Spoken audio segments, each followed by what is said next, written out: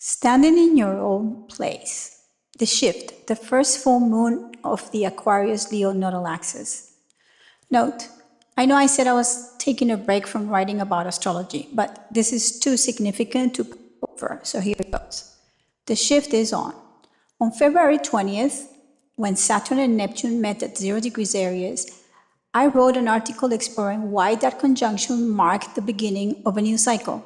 Looking back 6 months later, I find those observations even more relevant as the nodal axis shifts into Aquarius and Leo. Quote, "Coherence is the internal harmony of all parts moving together without fragmentation, and alignment is the intentional positioning of that integrated system along a chosen axis of meaning, timing, and direction."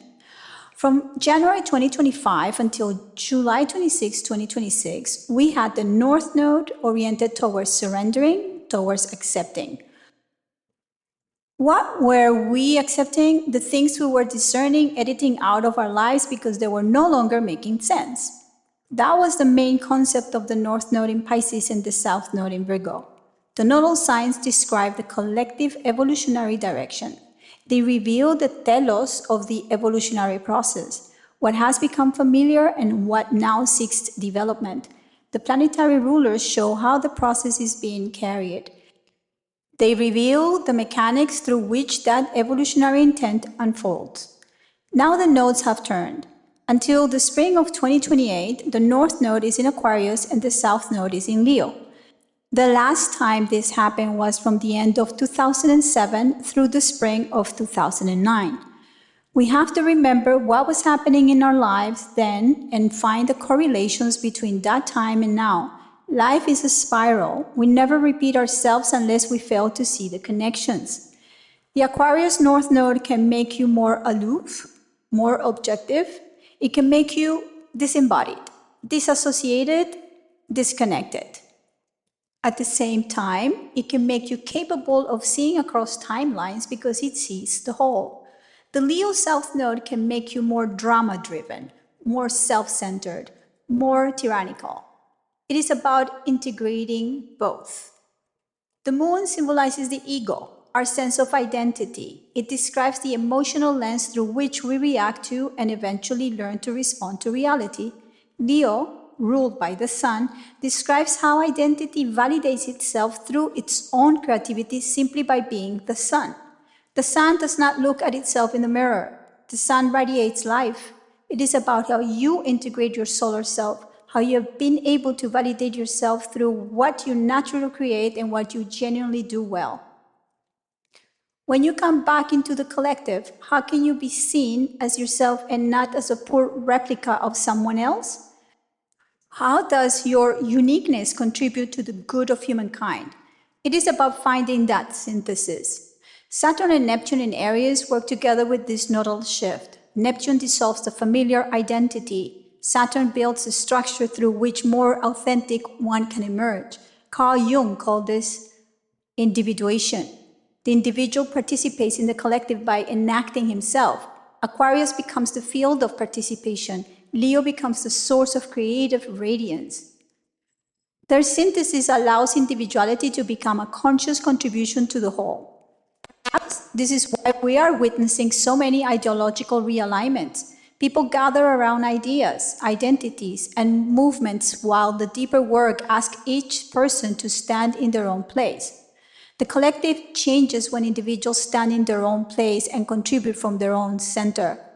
Last but not least, this week's full moon at 6 degrees of Aquarius, where my ascendant is, happy emoji, becomes the first one under this new Aquarius-Leo nodal axis. It is the first clear expression of the cycle that has just begun, one that will reshape us both collectively and personally.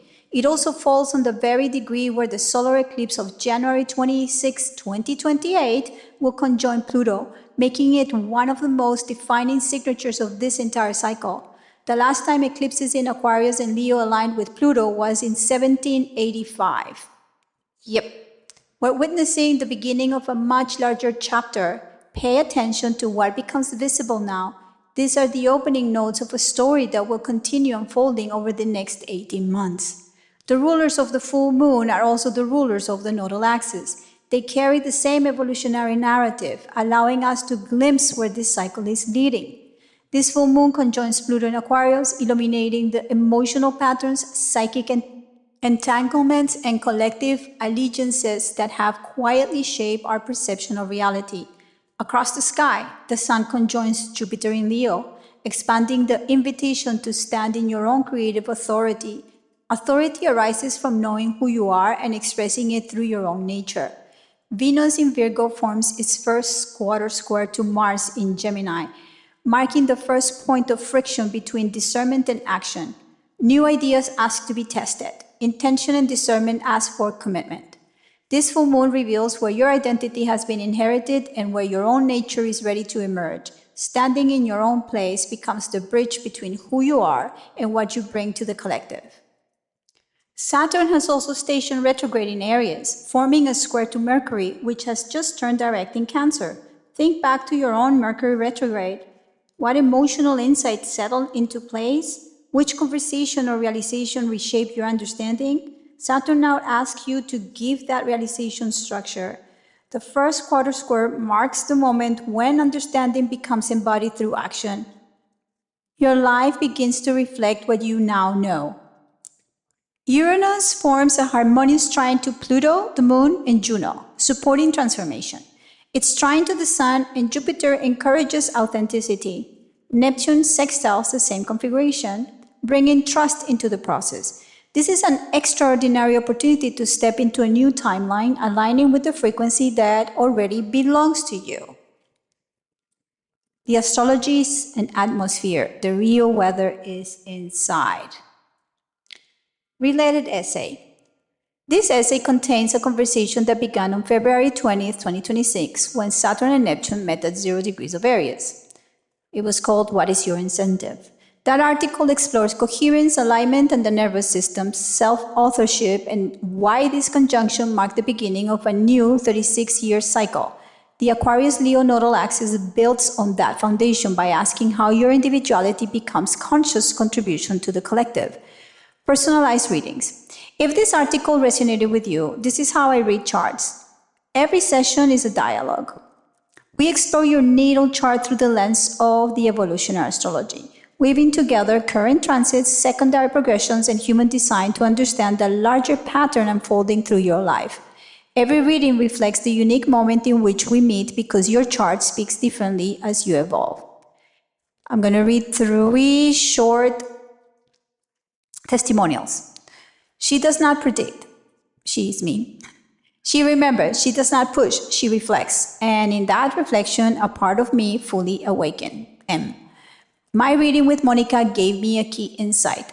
It changed both the way I make decisions and how I implement the changes I've decided on. M. Monica has a rare ability to turn symbolic material into a coherent navigational map. Her insights orient rather than overwhelm. All right, everybody have a great full moon.